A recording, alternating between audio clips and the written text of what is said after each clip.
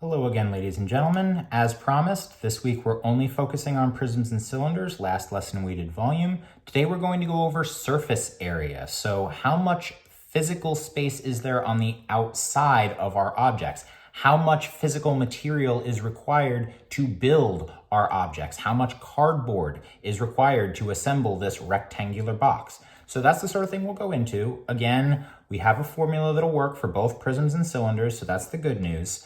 I'll walk you guys through where those formulas come from. You can see it visually, and then we'll go through a few examples. So let's just jump right in.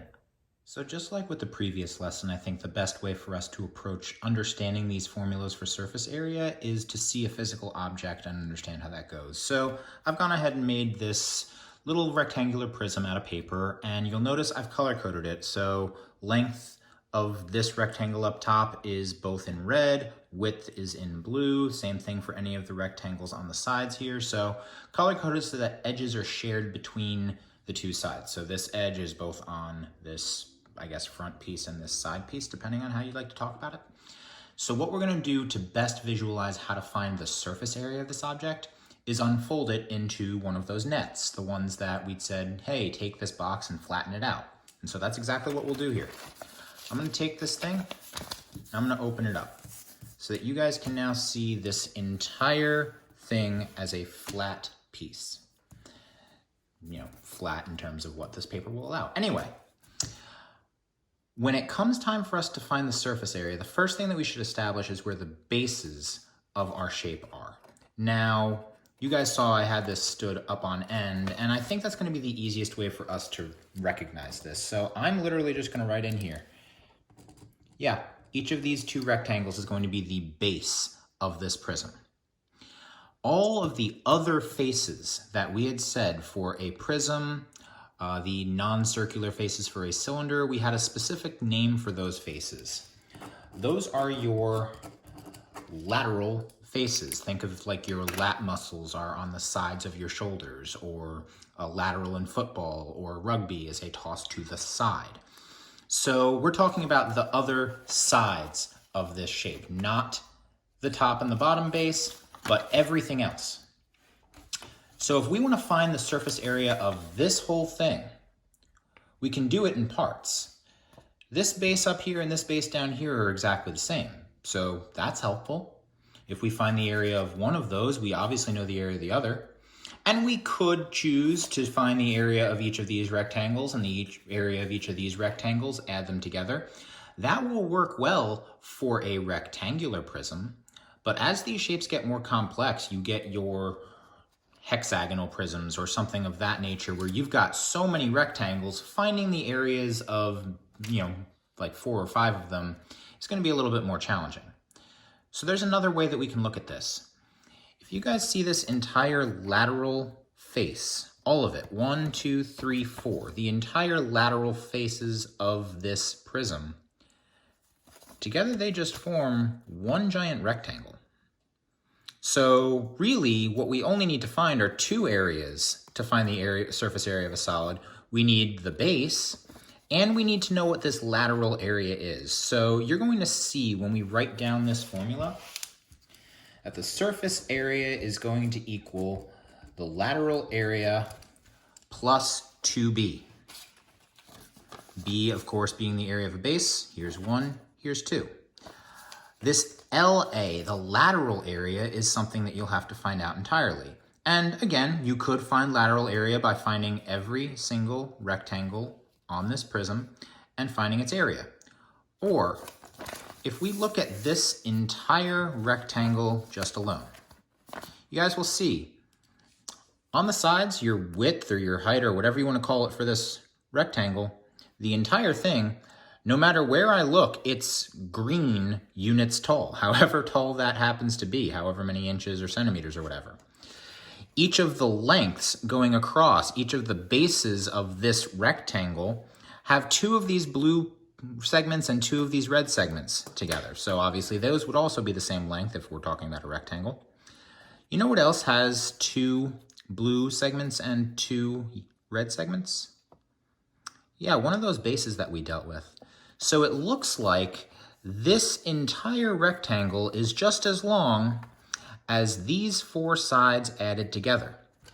We had a word for that. We called it the perimeter. The perimeter of a shape is just the distance around its outside.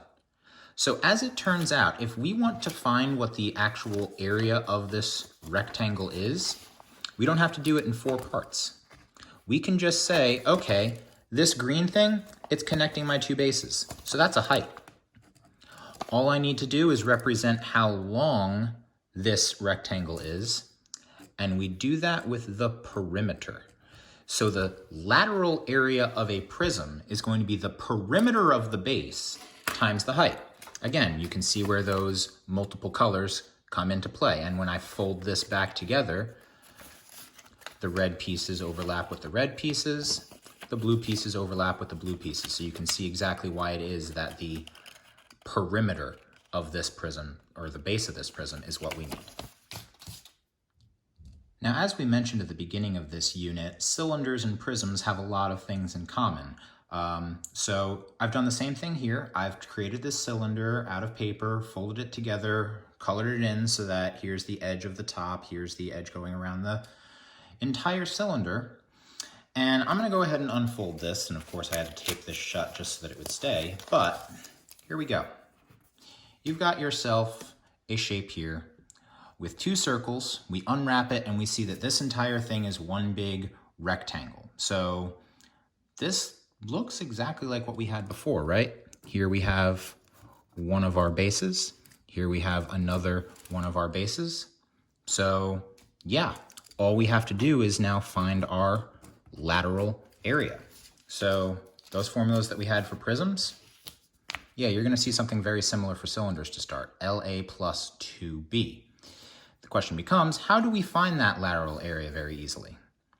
Well, the good news is, I've kept it color-coded in green for a reason. Here we see the height of this cylinder. So we know we're gonna have to multiply something by the height. So that's gonna look very similar to what we did over here. The only thing left to find now is how long this red line is. And this time it's not even two different colors, right? It's not red and blue, it's just one really long red line.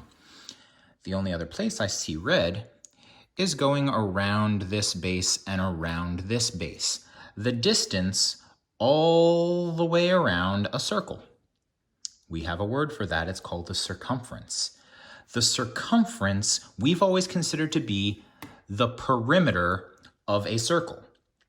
Well, now we're just gonna want to write in what that formula is for the perimeter of a circle. Unlike prisms, where your perimeter could be found in any number of different ways, obviously add all four sides together if it's a rectangle, or rectangular prism rather, but it could be a triangle, so you're adding 3 sides, or an octagon, so you're adding 8 sides. Here, every circle is the same. Every circle has the same formula for its perimeter, it's 2 pi r. And so, again, you'll see the similarity between these two formulas, LA plus 2B, and again, that will be written out. You'll have it as part of a reference sheet so that you can always refer back to it. The only difference between these two formulas is how we express the perimeter. Easy enough to count in prisms, but for cylinders, we'll have to calculate it using our formula. As we go into our first example of finding the surface area of our prisms and cylinders, you guys will notice I'm starting with the same question we started with last lesson. I am again telling you that you have a cylinder with a radius that is 8 centimeters and a height that is 15 centimeters, the distance between your bases. You're asked to find exact surface area this time instead of volume. That's the only change. Now, I've written the surface area formula up here, LA plus 2B. I've specified over here the difference between the lateral area of prisms and cylinders in that we have an explicit formula for what the perimeter is. But some of you guys don't probably want to have to deal with seeing an SA and an LA here. So if I wanted to right now, I can just replace this lateral area with what we know it's equal to, 2 pi RH plus the 2B that we still had here. When you're approaching a problem like this, my best suggestion to you is to pay attention to how many variables it is that you need here and figure out what numbers those variables would represent, either if they're given or if you have to calculate them. For example, in this problem right here, remember, pi is not a variable. We know that's always 3.141592665, whatever. We need to know r, our radius, we need to know h, our height, and we need to know b, Capital B is the area of our base.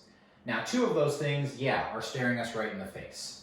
We do know as soon as we start this problem that the radius of this circle is 8, that the height of this cylinder is 15. That's going to be very helpful. The only thing we have left to calculate is what the area of that base would have to be. Luckily, just like we had yesterday, we see that's a very simple formula. You have a circle, you know how to find the area of a circle. It is pi times the radius squared. We take 8 and we square it, we get 64 pi. All that's left to do now is the math. And again, if you're asked for an exact answer, do not type these pi's into the calculator. All I want to know here is 2 times 8 times 15. Multiply all those together, you get this is 240 pi. We still have to add in the two bases. This 240 pi is only the lateral area, the one thing that wraps around, the label of this can, if you will. Well, all we've got to do here is 2 times the 64 that we knew before, and at the end of this problem, add them up. And so the surface area of this cylinder, when I add those two numbers together, I get 368 pi. Again, last thing we need to worry about is our units. We are back to talking about an area. So remember, if our lengths were in centimeters, we need to make sure that our areas are in centimeters squared. The only thing that will ever have centimeters cubed would be volume of this, like we calculated in the last lesson. Our second example for our prisms and cylinders finding their surface area gives you this prism right here. Asks to find the exact surface area. There's a few dimensions that are provided. The one thing I didn't say here is what type of prism we have. So again, let's remind ourselves of how to identify the base of a prism. In a prism, all of your lateral faces are rectangles. The bases of your shape then would be anything that's not a rectangle, unless you have a rectangular or square prism, in which case, yeah, any kind of pair would be your bases. And we see in this shape right here, you've got yourself a lovely triangle. In fact, a right triangle staring you in the face. So it turns out that that right triangle is going to be the base of this prism. So this is what we're going to have to find out a whole bunch of information about. For now, let's again write this formula up here. And just like I did with the cylinder, I'm going to say, instead of me writing lateral area again, I'll write what I know it's equal to. That big rectangle that forms when I unfold this entire shape. And we've got pH plus 2b. Again, just like last time, identifying how many variables we have and what we already have. We've got P, we've got H, we've got B. H is the height of the entire prism. P is the perimeter of the base of the prism. Sorry, P is the perimeter, B is the area of the base of the prism. Our goal is to plug numbers in for all of these. I'm going to start with the height because generally speaking, we have a lot of numbers here already. We should know what the height is.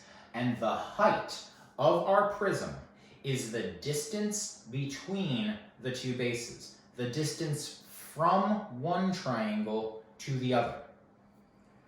This 5 right here, the thing that you see going up and down, is not the height of the prism. It's just the height of the triangle, and we'll get to that.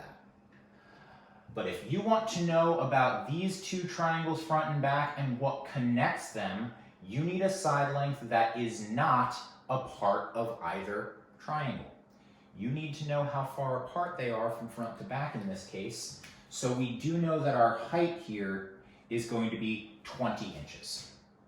The perimeter of the base, we're going to have to add together all three sides. The area of the base, we're going to have to do what we always do for triangles, 1/2 base times height. Good news. See a right angle here? Here's the base of your triangle. Here is the height of your triangle. You want to know what the area of this triangle is, you're just doing 1/2 times the base times the height, like we've always done. Half of 12 is 6. 6 times 5 means each base is 30. And I guess you guys can figure out what that's going to mean about what happens when we add two bases together. Now, the only thing left to find is the perimeter of that shape that I've highlighted in red. Small issue. That's a 5. That's a 12. I don't know. But what I do know is that this shape in red is a right triangle. And if we know 2 of the 3 sides of a right triangle, we can always go ahead and find the third. Oh yeah, it's that time again. We're going to have to use our Pythagorean theorem in order to find our perimeter because we need to know that third side. Luckily, we're looking for the hypotenuse, so all of our math can be done on the left-hand side. 5 squared plus 12 squared. Add those up, you get 169, and the square root of 169 is 13. So this diagonal, the hypotenuse of our base, is 13 inches. Be careful, you did all that work to calculate what that third side was. 13 doesn't go here. What goes here is what happens when you add together all 3 sides of your base. 5 plus 12 plus 13, or 17 plus 13, actually also ends up being 30. So we have a pretty big lateral area of this prism and fairly small for the base areas. So the hardest part of this problem is going to be doing 30 times 20 now. And that is going to be 600 plus 60. Obvious answer here, 660. We need to make sure of those units one more time. But if you hear the word area, that is your major clue that your units will be square units, whatever those units may be. So 660 square inches is what we have to have for our final answer here. For our last example that we're going to go through in this lesson for surface area and volume, this question was actually taken directly from IXL in the section that you guys will have for homework tonight.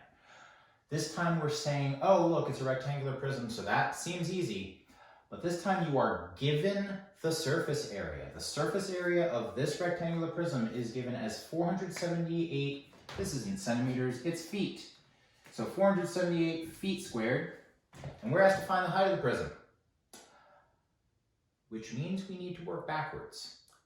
We were given a surface area, so just like we said yesterday, you were given volume, you needed to use a formula that had volume in it. You are given surface area, you need to use an equation that has surface area in it. So I'm going to write this down, and again, I'll put in the pieces that we know. Here's your lateral area, P times H, plus 2B.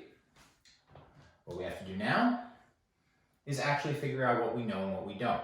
So let's start with the obvious. This 478 is your surface area, so it lives right here. So 478, awesome. We've got 3 letters left to find. H is clearly what we're being asked for. We're asked to find the height of the prism. That means we should know what P is and we should know what B is. The perimeter of the base and the area of the base, well, it would help if we noticed what the base of this was. You've got yourself a rectangle down here at the bottom that the height is not a part of. It connects the top and the bottom rectangles. And that's 17 by 7. So we already know at least part of what we have to do. We're going to have to take 17 and 7 and multiply them together to find the area of a rectangle. So we get 119 here. We also need to find the perimeter of that base, which is to add together all 4 sides. 17 plus 7 is 24. Another 17 and another 7 is another 24. Turns out our perimeter here, 24 plus 24, is 48. And so now this becomes a linear equation to solve for H, and after a couple of steps, we'll be done. We'll start with 2 times the base, because we have the top and the bottom that we need to represent. We're going to take that 238 and say, all right, well, I don't want it on this side anymore. I want it to go over here, so that my goal is to get H as by itself as I possibly can. And when you subtract 470 minus 238, you get 240. Last step is to get that H by itself. And 48 goes into 240 5 times. And so you end up with a height of 5 feet for this particular box. So a little bit more challenging in that you have to work backwards, that you have to go from what you had before to what you have now. It gets even more challenging when you are dealing with cylinders because there's so many moving parts to it. I did put a 4th example on this PDF of a cylinder, similar problem to this. I give you the surface area and one other piece of information. You have to go ahead and find what I'm asking you for. So again, you can always work backwards from it. Just keep in mind again how many variables you have and where you need to plug into them. So just as with our previous lesson, your homework for this one will come from IXL. We're going to go to geometry again, surface area and volume section again, and this time, well, today we learned about surface area of these things. You can see an example right there. So we're going to click on this. We're going to see the sort of problems that you're going to have to deal with. Again, with cylinders, when you're using pi, you're using 3.14. So guys, try your best to write stuff down if you are getting lost, if there's a lot of math that has to go on here at once. We need to find the area of this circle. We need to find the perimeter of this circle, the circumference. There's going to be a lot of different numbers in there, so please feel free to do your work on a separate sheet of paper. Keep a calculator handy because multiplying by 3.14 in your head is not going to be great.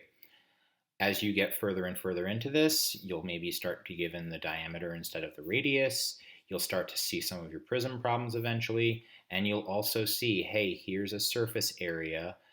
I give you the radius. Now find the height. So again, very similar to that prism problem that we just went over, but now it is a cylinder that we're looking for the height for. You will need to work backwards on here. Again, highly, highly recommended that you guys write these down on pieces of paper so that you can see your work and keep it well organized. Again, your only goal in this is to make sure you get up to a SMART score of an 80. Once you do, you have earned full credit, and then you can enjoy your 4-day weekend. So take care, ladies and gentlemen, and good luck.